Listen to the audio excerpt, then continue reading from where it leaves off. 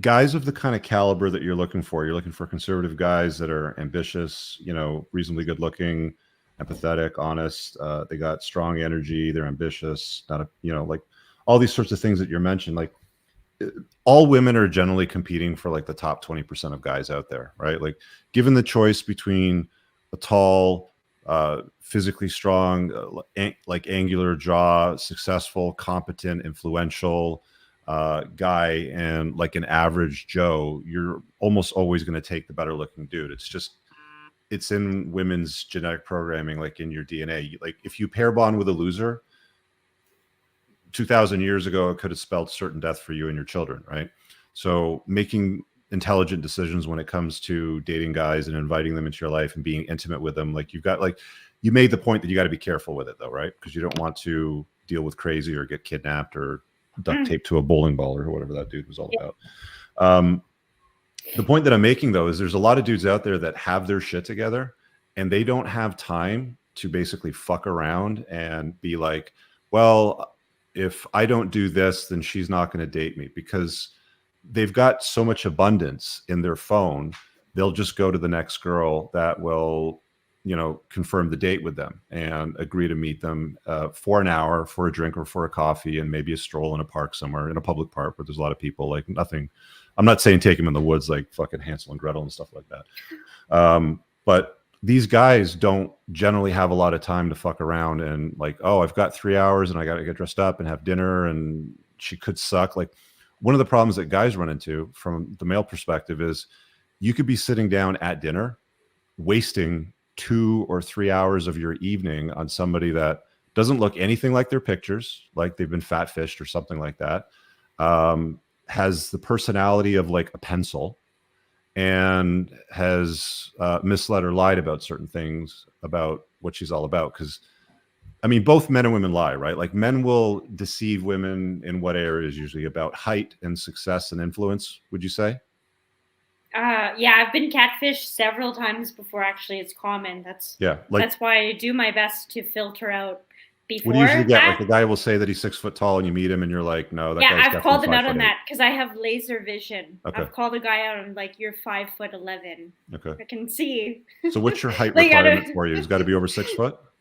There's no requirement. It's just I'll take the guy who's honest about his height over the one who's saying they're 6'0" when they're really 5'11" or 5'10". How tall are you? 5'0". Okay, so you're 5 foot tall. Would you go out with a guy that's like 5'3"? Like if he was honest in his dating profile and said, "I'm 5'3".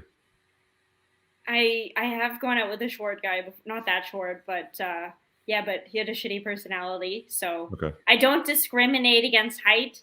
I do prefer taller men, but it's not a requirement. Isn't that interesting that women don't discriminate against height, but they have a preference for height? Are you unplugging and seeing the code in the matrix here, boys?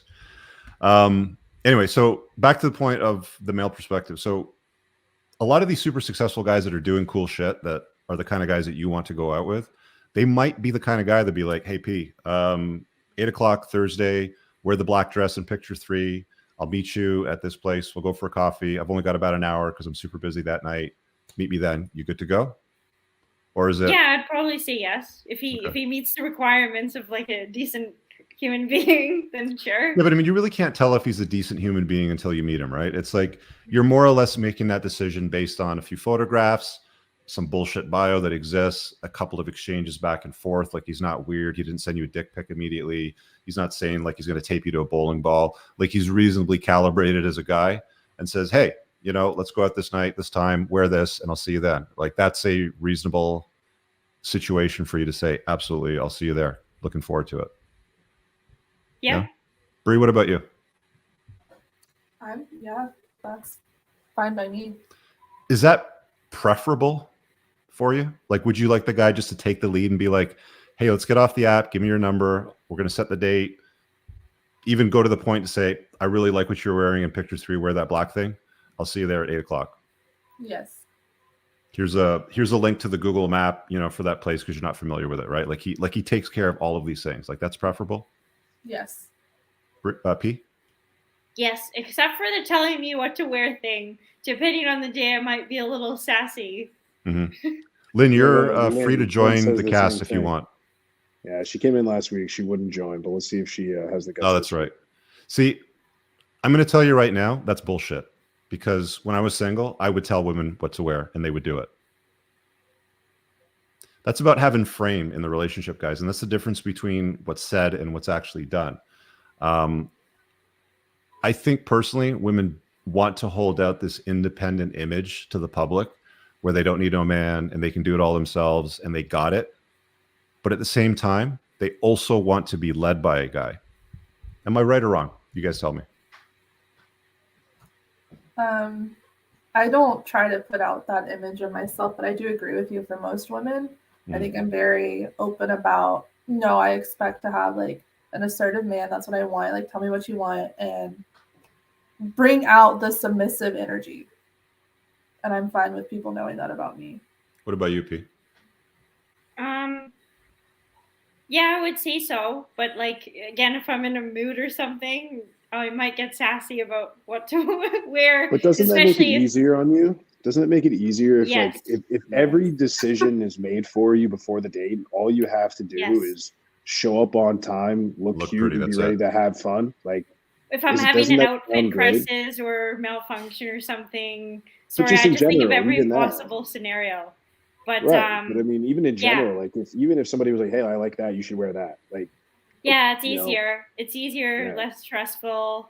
I don't have to think about things. I can take extra time to do other things. So yeah, like that's my point. And guys are incredibly bad at trying to lead a woman in that direction. They've been told their entire life that, you know, men and women are equal. You know, women have been oppressed, so stop oppressing them, become less, so they can become more. A lot of these narratives.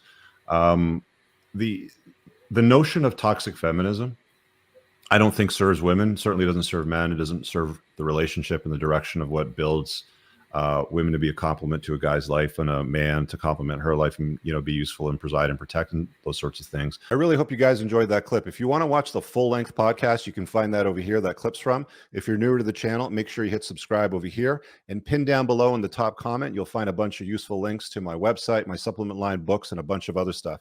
Have an amazing day. Peace out.